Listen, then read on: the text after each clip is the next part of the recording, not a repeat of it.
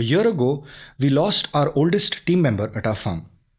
Nanjama would help us around our farm, watch all our animals, and practically run the entire farm single-handedly. Nanjama would head home to her grandchildren every day at 5 p.m. sharp. Some days, especially during the monsoon, she would look up at the sky for a few seconds in the afternoon and tell us she would leave an hour early, as it might rain at 5 p.m. I would also look up at the sky with her, but couldn't tell a thing. The weather app on my phone would show a 40% chance of rain. The sky would be clear, and usually there would be no sign of rain or rough weather, but she'd always be right. No smartphone, no weather forecast, and she'd never ask someone else's opinion about the weather.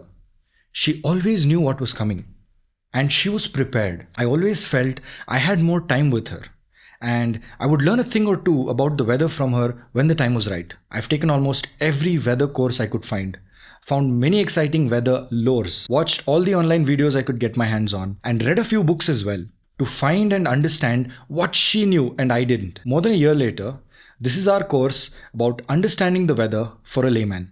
I am Azlan, your instructor for this class. In this class, we're going to talk about an essential skill all humans need to go on about their outdoor business: telling the weather.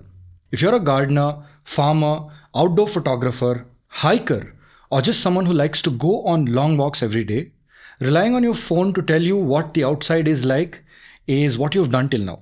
Sure, it gets the job done, but it's not as intuitive as looking up at the sky and being able to predict what will happen next. Follow our profile to get notified of new classes and discussions on skills that will boost your sustainability and take us to a regenerative future.